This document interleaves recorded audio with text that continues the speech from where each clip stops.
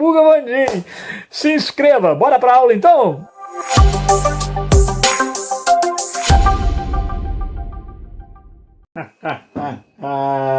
Muito bem, olha a gente aí na 21ª parte.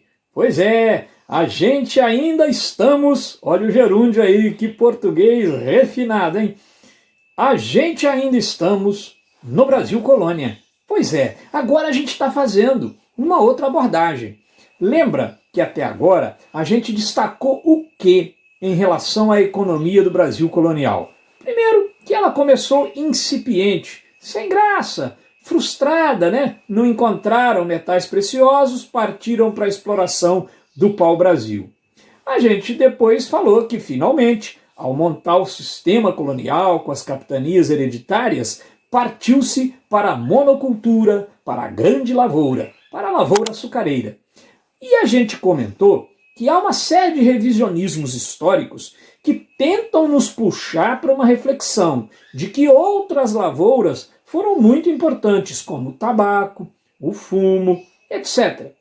E a gente às vezes não dá valor a elas. São as chamadas lavouras de subsistência, que até fomentavam um comércio interno na colônia que precisava ser melhor estudado, mas ainda não é. Bom, agora a gente está dando um salto. A gente viu que a concorrência antilhana, com a expulsão dos holandeses, fez com que a questão do açúcar tornasse-se problemática. A concorrência antilhana tirou o mercado de Portugal. Então, Portugal estava com uma economia em crise quando finalmente, aleluia, conseguiu fazer aquilo que veio fazer aqui, encontrar metais preciosos. Sortudos os nossos patrícios portugueses, porque justamente no momento em que a economia açucareira estava em baixa, é o momento em que eles finalmente descobriram aquilo que tão sonhavam, jazidas, por enquanto, de ouro. Mas vai haver no processo turmalina, prata, até chegar no século XVIII, a gente vai falar em diamantes. Vandim, eu não me lembro de ter estudado no Fundamental a exploração da turmalina e da prata. Nem vai estudar no médio. Essa burra médio, Vandim. Pois é, nem vai estudar. Isso é só comentar, passar e segue adiante, tá bom? Galera, vamos dar uma olhada então na nossa lousa digital de LED, hein? Interativa. Lá tem um esqueminha para a gente poder acompanhar. Primeiro, demorou. A gente lembra que os portugueses vieram para cá na esperança de um paraíso dourado, um Eldorado, Sabarabuçu. Mas é somente no final do século XVII que eles conseguem encontrar as primeiras jazidas. Os autores não chegam a um consenso, tá? Em relação à data, o ano certo. 1688, 1693, 1697, não importa. 88, 93 ou 97 é final do século XVII. Beleza? O auge da mineração, você se lembra, 1730 a 1750. Beleza? O auge, né? Depois começa o declínio, o esgotamento das minas. Vai dar uma OBO. Porque Portugal vai continuar cobrando os impostos, sabugando geral, e a galera tá pensando, e aí, vamos tirar ouro de onde? As minas estão esgotando. Maravilha. Então, demorou. Foi tardio. Se alguma questão colocar para você que os portugueses pisaram aqui e encontraram metais preciosos, você já está vacinado, não vai marcar. Beleza? Não morra, hein, minha filha? Primeiras descobertas, demorou o contexto. A crise da lavoura açucareira, como eu comentei com vocês. Portugal não estava legal, não. Quando descobriu metais preciosos aqui, foi a salvação da economia portuguesa. Uma das coisas que Portugal estava sentindo muito no bolso era a União Ibérica. Lembra aquele período em que o rei da Espanha também foi rei de Portugal? De 1580 a 1640? Pois é, limpou os cofres. Repete pra gente, Vandim. Uau! Nem o Serginho Berranteiro faz um uau desse, hein? Não morra, minha filha. Então, Portugal sentiu os efeitos daquilo. Por quê? O rei da Espanha, claro, reinou sobre Portugal, concedeu até algumas vantagens, lembra lá do assento que ele estendeu às colônias espanholas? Mas, no geral, fez aquela limpa. Então, Brasil, Portugal, extremamente dependentes da economia inglesa. Não estava legal. Agora, eu já vi até questões provocando o aluno ou a aluna nesse sentido. É porque não estava legal que os bandeirantes se sentiram tão incentivados em entrar mata adentro, desbravar os sertões, enfrentar os índios, a cascavel, a vespa africana, o urso polar, a baleia orca. É isso que motivou os bandeirantes. Por isso que até algumas questões provocam. Você acha que as primeiras bandeiras saíram de São Vicente por quê? Porque São Vicente estava na pior das piores condições econômicas naquela época. Tá bom? Então lembra disso. Quando vier uma questão de mineração, tenta lembrar. Portugal não estava legal, não. Mais uma vez, é a colônia, o Brasil brasileiro, que vai salvar a Europa, Portugal. Hein? Pois é. Então, as formas de extração. Se a gente estiver falando de ouro, a gente vai estar falando de lavras e faisqueiras. Lavras eram jazidas maiores, envolviam muito mais técnica. Você tem que cavar um túnel, escorar para que ele não desabe. Pois é. As lavras utilizavam-se da mão de obra escravizada. O escravo aí, ó. Não é? A gente não gosta da expressão, mas as questões continuam trazendo. Os escravos.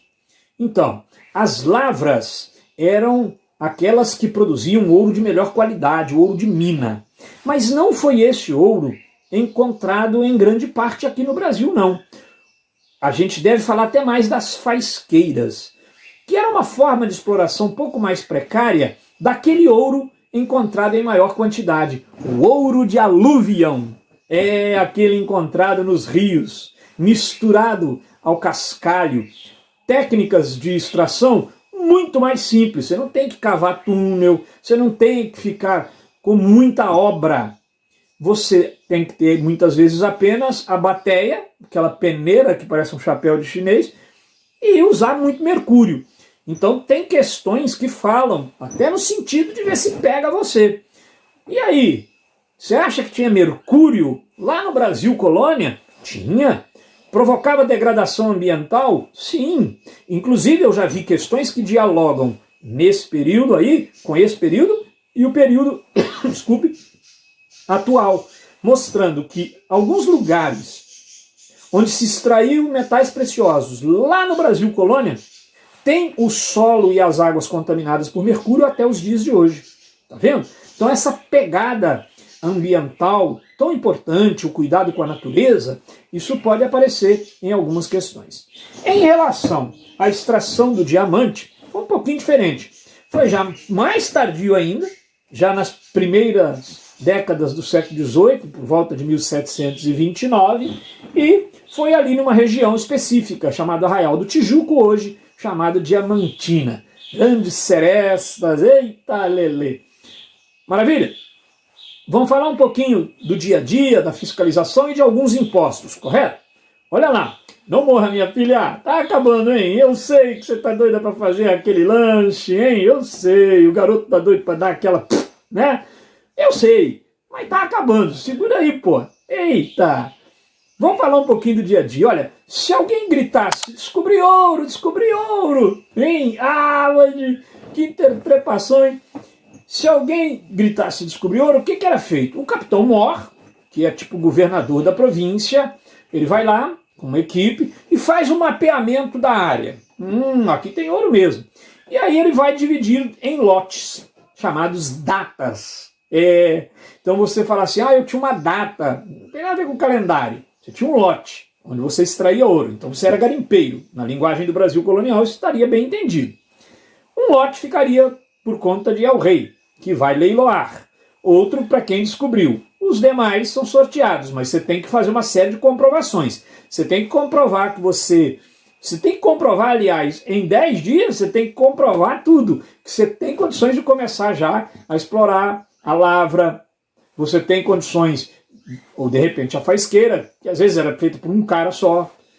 Você tem que ter condições de comprovar que você não é um Zé Ruela que ganhou um lote no sorteio não vai fazer nada com ele. Portugal tem todo o interesse que você extraia metais preciosos, claro, porque ele vai cobrar impostos. Já em relação ao diamante era um pouquinho diferente.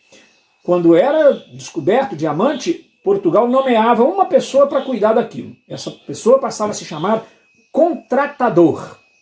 Você já ouviu falar da história de Chica da Silva? É, uma mulher negra escravizada, pela qual o contratador de Vila Rica caiu de amores.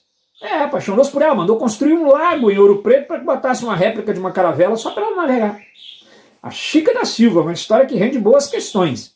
Então, esse contratador, ele tornava-se o grande chefe, a grande autoridade do distrito. Só devia obediência a um órgão, que era o órgão fiscalizador maior, chamado Intendência das Minas. Tá bom? Tudo na região do garimpo era diferente. Lá, inclusive, tem legislação própria, chamado Regimento das Minas. Não tem o regimento escolar, o regimento do clube que você frequenta? Tinha o regimento das minas. Por exemplo, se você cometesse um assassinato, lá numa região de engenho, a punição era uma. No garimpo, a punição, de acordo com o regimento das minas, era muito mais grave. Porque a legislação da região mineradora era muito mais severa do que do resto do país, por conta do regimento das minas. Em matéria de tributação, vamos fazer um flashback aqui? Momento flashback, hein? Olha você lembrando aí do fundamental. Hein? Lembrou? Você lembra de quinto, finta, captação? Os três clássicos impostos. O quinto, 20% do ouro. Existia um negócio chamado casa de fundição. Onde ela existir, você vai ter que levar o ouro em pó para ser fundido e ali, uau! Ou seja, o berranteiro aí vai dizer, uau! A coroa vai pegar 20%. O quinta parte. Captação era um imposto calculado com relação ao número de escravos que você tinha. Claro, você precisa de mais escravos para construir túneis, cavar a terra, achar ouro, mas também tendo mais escravos você pagará mais impostos. E a finta foi tipo uma loucura que Portugal fez assim, aboliu todos os impostos e falou, olha, agora vocês vão ter que pagar de 30 a 100 arrobas de ouro por ano. Isso dava de 350 a 1.500 quilos de ouro por ano. E era cobrado numa região, não de uma pessoa só. Mas você tem que juntar, claro, eu tenho um garimpo menor, eu vou contribuir com uma cota menor. Você tem um garimpo maior, mas acontece que isso foi feito no momento em que as minas já não estavam tão produtivas. Então era um imposto terrível. E ele vai ficar pior ainda, porque as pessoas começam a sonegar. Tá vendo essa expressão? Fulano me fintou, ele não me pagou. É porque esse imposto quase não era pago. Aí mais à frente, nós vamos ver, vai vir o Marquês de Pombal e vai decretar a derrama. Quem não estivesse em dia com esse imposto teria os seus bens confiscados. Isso aí vai ser a gênese da Inconfidência Mineira. Tá legal? Então olha, a gente falou disso aí.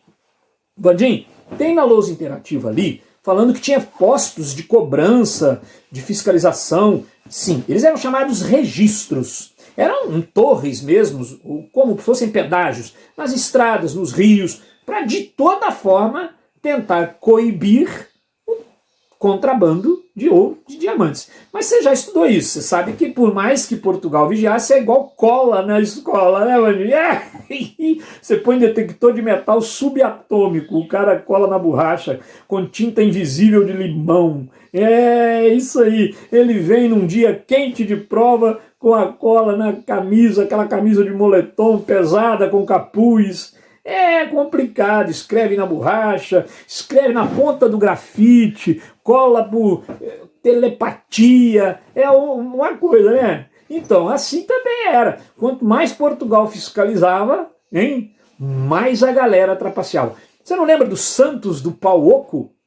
Os padres, cara, escondendo diamantes por baixo da batina, ouro em pó dentro dos santos, e dá-lhe procissão, os guardas desconfiavam, é procissão que entra, procissão que sai, o povo do garimpo está muito devoto, aí quando foram olhar, aí, durante tanto tempo foi traficado ouro, prata, diamante, turmalina, dentro de imagens de santos, elelê, não é? Faz parte também. Ó, força na peruca, hein? Nós estamos precisando.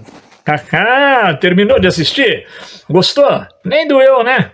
Então agora vai lá, se inscreva no nosso canal, espalhe a boa nova, vira e mexe, tem um vídeo novo por aqui. Se não tiver também, não te devo nenhuma satisfação, mas vai entrando aí que aparecem as coisas, tranquilo? Não passa aperto com história não. Vem pro Sabuga Vandim que aqui a gente sabuga. Se não for história, vai ter aqui. Se não for, a gente inventa pra ter aqui também. Abração, hein? Deixa o seu like aí, inscreva-se.